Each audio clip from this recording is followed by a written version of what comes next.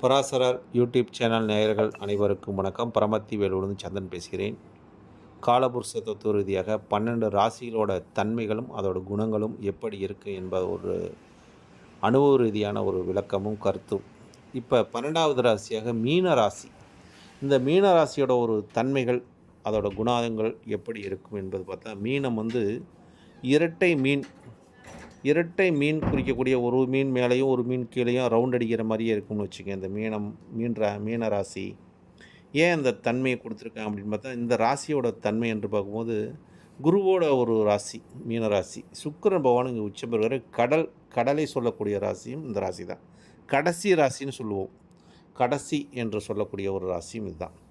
அப்போ கடைசினா அந்த ராசி எல்லாம் கடைசியாயிருமா அப்படின்னு பார்த்தா அது இல்லை. ஏன்னா இந்த ராசி ஒரு நீர் ராசியாக இருக்கக்கூடிய ஒரு தன்மை. நீருங்கிற ஒரு தன்மைக்கு அதிபதியாக வரக்கூடியவர் சுக்கிரனை. ஏன்னா சுக்கிரன் சந்திரன் அதிபதியாக வந்தாலும் கடலுக்கு அதிபதி சந்திரன். ஆனால் அதோட ரசனைத்தன்மைக்கு அதிபதியாக வரக்கூடியவர் சுக்கிரன் அப்படிங்கிற எடுத்துக்கலாம். இந்த ராசி ஒரு பெண் ராசி, உபயராசி, வடக்கு திசையை குறிக்கக்கூடிய ஒரு ராசி. இந்த ராசி அதிபதி குருவாக வருகிறார். இந்த ராசியோட தன்மையை பார்க்கும்போது உபயராசி, உபயத்தன்மைன்னு வச்சுங்களேன், நீர்நிலைக்கு அதிபதி அப்படின்னு ஒரு தன்மையும் இந்த ராசிக்கு உண்டு. உபயத்தன்மை என்று சொல்லக்கூடிய ஒரு ராசி. குரு அதிபதியாக வருகிறார் அப்படிங்கிற ஒரு தன்மை. இந்த ராசிக்காரங்களோட குணாதிசயங்கள் எப்படி இருக்குன்னு தெரியுன்னா, இந்த ராசிக்காரங்கள் எப்பொழுதுமே உபதேசம் பண்ணுவதில் வல்லவர்கள், பிறருக்கு அறிவுரை சொல்வதில் கெட்டிக்காரர்கள். உபதேசங்கள் அதாவது வழினா போய் ஒருத்தருக்கு உதவி செய்யக்கூடிய ஒரு ராசியும் இந்த ராசிக்காரங்க தான். இந்த ராசிக்காரங்கள் எப்பொழுதுமே மீன ராசிக்காரங்க வந்து கழுவுற மீனுன்னு ஒரு நழுவுற மீனுன்னு சொல்லுவாங்க. அதாவது ஒரு மீனை பிடிக்கும்போது துள்ளிக்கிட்டு போயிடும். அப்படிங்கும்போது எந்த இதுலேயும் சிக்க மாட்டாங்கன்னு வச்சுங்களேன். அவ்வளோ எளிதில் சிக்க மாட்டாங்க. இவங்களுக்கு வந்து இவங்க சிக்கணும்னா இவங்களுக்கு நல்லா வலை விரிக்கணும். வலை விரிச்சா தான் அந்த மீன் மாட்டும். இல்லாட்டி அது தூண்டில் அகப்படாது என்றே சொல்லலாம். ஏன்னா தூண்டில் ஏதோ ஒரு மீன் தான், ஆசைப்படுற மீன் தான் அகப்படும். அப்படிங்கிற மாதிரி புழுவுக்கு ஆசைப்பட்டு தன்னை மாட்டிக்கொள்ளக்கூடிய தன்மை அப்படிங்கிற ஒரு தன்மை. ஆனால் இந்த மீனராசிக்காரங்களுக்கு அவ்வளோ எளிதாக எதுக்கும் ஆசைப்படாத ஒரு ராசிக்காரங்கள் மீனராசிக்காரங்கள். ஏன்னா இந்த ராசிக்கு ஏன் அப்படி சொல்கிறேன்னு கேட்டிங்கன்னா, இந்த ராசிக்கு குரு அதிபதி. இந்த குரு அதிபதியாக இருக்கிறனால பல மாதிரி யோசனை பண்ணுவாங்க. அதாவது யோசனைகள், சிந்தனைகள் அதிகமாக இருக்கும். எதையும் அலசி ஆராய்ச்சி பண்ணி அதை வந்து உள்ளார்ந்து கருத்தை தெரிந்ததுக்கு அப்புறம் தான் ஒருத்தர்கிட்ட 4 பேர்த்துக்கிட்ட விசாரிப்பாங்க. இந்த ராசிக்காரங்க மட்டும் அவங்களுக்கு ஒரு ஒரு இது வேணும்னா, ஒரு பொருள் வாங்கினாலும் சரி, ஒருத்தரை பற்றி தெரிஞ்சுக்கிட்டாலும் சரி, 4 பேர்த்துட்ட விசாரித்து தான் முடிவு பண்ணுவாங்க. அவசரப்பட்டு முடிவு எடுக்க மாட்டாங்க. அவசர குணம் இவங்களுக்கு கிடையாது. எதையும் நிறுத்தி நிதானமாக ஆலோசனை பண்ணி சொல்லக்கூடிய ராசி. அதேமாதிரி பிறருக்கு நல்வழியை காட்டக்கூடிய ஒரு ராசிக்காரங்க இந்த ராசி தான். ஏன்னா எக்காரணத்தை கொண்டு பிறருக்கு வந்து ஒரு கெட்ட வழியை காமிச்சு இந்த வழியில் நீங்கள் போங்க அப்படின்னு சொல்லி படுகொலியில் தள்ளாத ஒரு ராசின்னு கூட இந்த ராசி சொல்லலாம். ஏன்னா இந்த ராசிக்காரங்க வந்து குருங்கிற ஒரு அதிபதியாக வர்றதுனால நல்லதை மட்டுமே சொல்வார்கள். கெட்டதுக்கு துணை போகாத ஒரு ராசின்னு சொல்லலாம். தான் உண்டு தன் வேலை உண்டு இருப்பாங்க. தான் உண்டு தன் வேலை உண்டாலும் பிறர் இவர்கிட்ட வந்து ஒரு உதவின்னு கேட்டாலும் இவங்கக்கிட்ட நாடிட்டாலும் 100% இவங்களுக்கு தன்னோட நிலையை அர்ப்பணித்து தனக்கு மெனக்கெட்டு அதுக்கு நமக்கு என்ன ஆதாயம் இருக்குது என்று கூட யோசிக்காமல் பிறருக்கு உதவி செய்யக்கூடிய ஒரு மனப்பான்மை இந்த ராசிக்கு மேலோங்கி இருக்கும் இந்த ராசிக்காரங்களுக்கு. ஏன்னா மீன ராசி இருக்கிறதுலையே ஒரு அற்புதமான ராசிங்க இந்த ராசி. ஏன்னா நிறைவை தரக்கூடிய ஒரு ராசி, நிறைவான ராசி. ஒரு முடியாத விஷயத்தை கூட இந்த ராசிக்காரங்க வந்து பேசி முடித்து வைக்கக்கூடிய ஒரு ராசி. அனைவரிடத்திலும் இந்த ராசிக்காரங்களை பிடிக்கும். மீன ராசிக்காரங்களுக்கு அனைவரையுமே பிடிக்கும். இந்த ராசிக்காரங்க யாரையும் பகைத்து கொள்ள மாட்டார்கள் என்பது ஒரு 100% உண்மையான ஒரு நிலைப்பாடு. ஆனால் அந்த ராசிக்காரங்களை எல்லாமே மற்றவர்கள் சுயநலக்காரங்கள் என்று கூட சொல்வார்கள். ஏன்னா அதை பற்றி இவங்க கவலைப்பட மாட்டாங்க. ஏன்னா தனக்கு மிச்சம் போவதை தான தர்மமே பண்ணணும்னு ஒரு புராணமே சொல்லுதுன்னு வச்சுங்களேன். அப்போ தனக்கு மிச்சத்துக்கு அப்புறம் தான தர்மம் என்ற ஒரு நிலைப்பாடு கூடியவரும் இவங்க தான் அப்படிங்கிற தன்மை. எல்லாத்தையும் தானம் பண்ணிட்டா கடைசியில் நமக்கு என்ன இருக்குது அப்படிங்கிற ஒரு தன்மையும் இருக்கும். ஏன்னா ஏன் அந்த தன்மை இந்த ராசி கொடுக்குதுன்னு பார்த்திங்கன்னா, அந்த ராசியில் தாங்க சுக்கிர பகவான் உச்சம் பெறக்கூடிய ராசி. ஏன்னா இந்த சுக்கிர பகவான் தான் ஆசை கொடுக்கக்கூடிய கிரகமே சுக்கிரன் தான். குருவோட வீட்டில் சுக்கிரன் உச்சம் பெறக்கூடிய ராசியும், அதே மாதிரி சயான சுகம் என்று சொல்லக்கூடிய ஒரு நித்திரை சுகத்தை சொல்லக்கூடிய ராசியும் இந்த ராசி தான். அப்படின்னு நிம்மதியான ஒரு வாழ்க்கையை கொடுக்கக்கூடிய ராசியும், இந்த ராசிக்காரங்கள் யாருக்கெல்லாம் வழி காட்டுறாங்களோ அவங்க வழி நல்வழியில் பயணிக்கக்கூடிய ஒரு தன்மையும் இந்த ராசிக்காரங்கள் ஏற்படுத்தி கொடுப்பார்கள் என்பது எல்லளவும் சந்தேகம் இல்லைங்க. இருந்தாலும் நீங்கள் மீன ராசிக்காரங்களுக்கெல்லாம் பழகி பாருங்கள், மீன ராசிக்காரங்களோட இருந்து பாருங்கள்.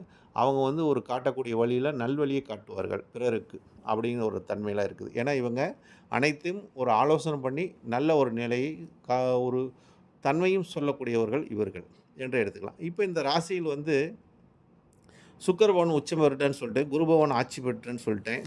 அப்போ இந்த ராசியில் வந்து சூரிய பகவான் அமர்ந்துட்டார்னா எப்படி இருக்கும்? ஏன்னா ஒவ்வொரு ராசியில் ஒரு குணம் இருக்கும்.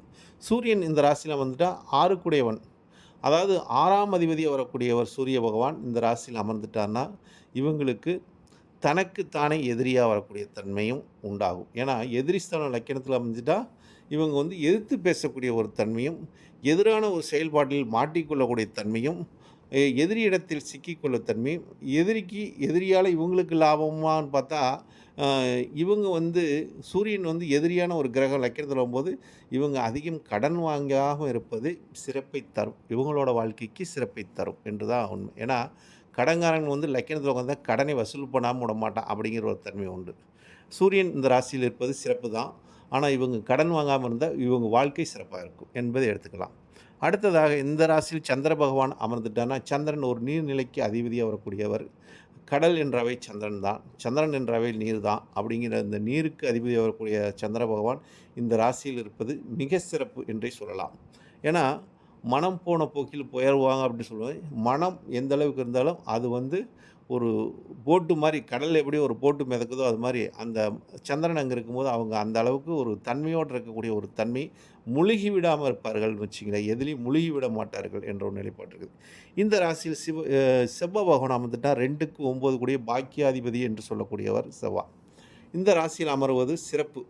அதாவது குடும்ப பாக்கியம், தன பாக்கியம், தெய்வ அனுகூலம், இவங்களுக்கு ஒரு சகோதரனால் ஒரு அனுகூலம், அனைத்துமே கிடைக்கக்கூடிய ஒரு தன்மை இந்த செவ்வாய் பகவான் இந்த ராசிக்காரங்களுக்கு கொடுத்துருவார்னு வச்சுங்களேன்.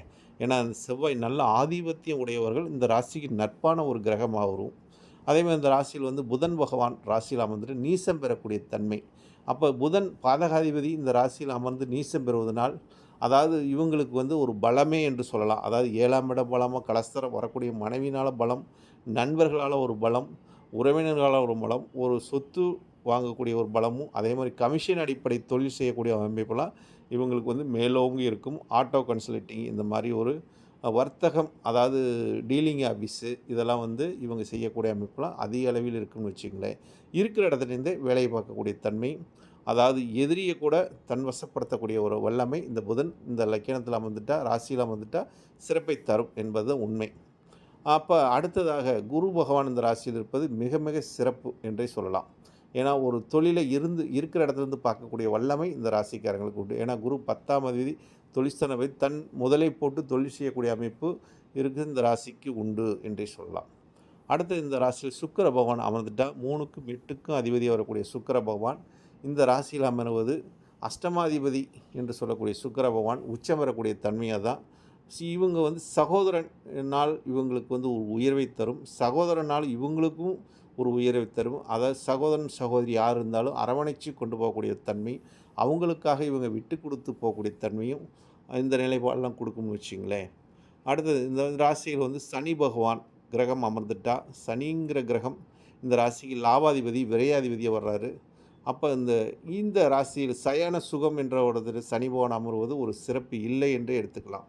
சனி பகவான் இவங்களுக்கு வந்துட்டால் தேவையில்லாமல் ஒரு மன உளைச்சலையும் மன கஷ்டத்தையும் கொடுத்து கொண்டே இருப்பார். அதனால் சனி லக்கணத்தில் அமரும்போது இந்த ராசிக்கு லாபங்கள் மேலோங்கி இருக்குதுன்னு பார்த்தா லாபங்கள் குறைஞ்சி அதுக்குண்டான நிலைப்பாட்டை கொடுத்து கொண்டு இருக்கும். இருந்தாலும் உழைப்பை அதிக அளவில் செலவழிக்கக்கூடிய ஒரு தன்மை இந்த ராசியில் ஏற்படும் என்ற ஒரு கருத்து நிலவுகிறது.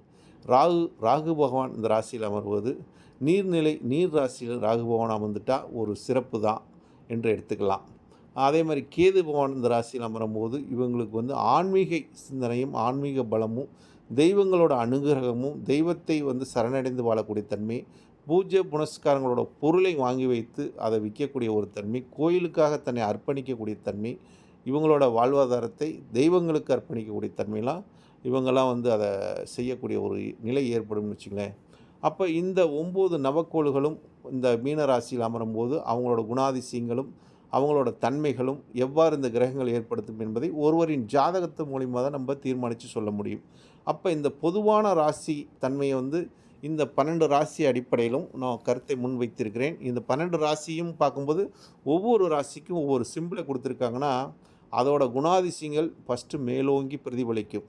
அப்புறம் தான் அந்த ராசியோட தன்மை பிரதிபலிக்கும். அப்போ ராசியோட தன்மையும் அதோட குணாதிசயங்களும் சீர்தூக்கி போகும்போது அந்த ஜாதகத்துக்கு கிட்டத்தட்ட ஒரு அவங்களோட குணாதிசயத்தை நம்ம பொதுவாக கணித்து விட முடியும். இருந்தாலும் இந்த கிரகங்கள் அமரும்போது அதை மாற்றி செய்யக்கூடிய தன்மை, அதேமாதிரி கிரகங்கள் அமர்ந்தாலும் அதோட தசா காலங்களில் அவங்களோட நிலைப்பாட்டை உன்னிப்பாக கவனிக்க வேண்டும். கோச்சார ரீதியாக வரக்கூடிய கிரகங்களும் அதோட நிலைப்பாட்டை கொடுக்கும் என்பது எல்லளவும் சந்தேகமில்லை.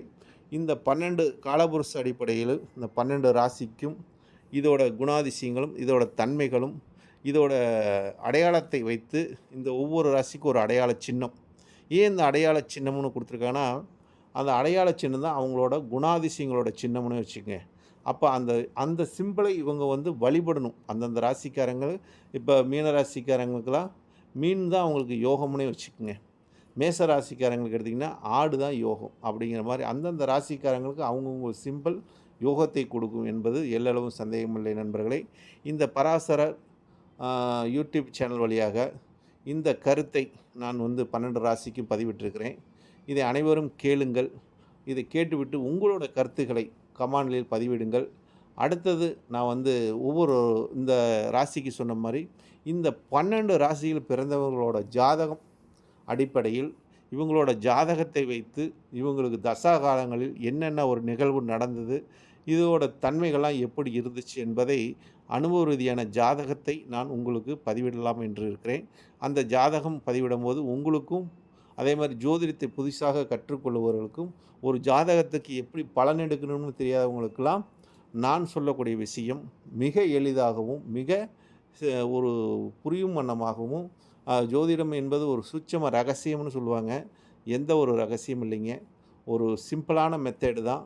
அந்த சிம்பிளான மெத்தேடு எந்தெந்த காலத்தில் எந்தெந்த ஜாதகத்துக்கு எவ்வாறு பலனளிக்கும் என்பதை தீர்மானிச்சிட்டாவே ஜோதிடம் ஈஸி, எளிது என்று தான் நான் அறிந்த ஒரு உண்மை நிலையும் நான் உணர்ந்த ஒரு உண்மை நிலையும் உங்களிடத்தில் பகிர்ந்து கொள்வதில் மற்றற்ற மகிழ்ச்சி அடைகிறேன் நண்பர்களே. நன்றி, வணக்கம், வாழ்க வளமுடன். பரமத்தி வேலூர்ந்து சந்திரன். மீண்டும் ஜாதகத்தின் ஆய்வு மூலமாக உங்களை சந்திக்கிறேன். வாழ்க வளமுடன்.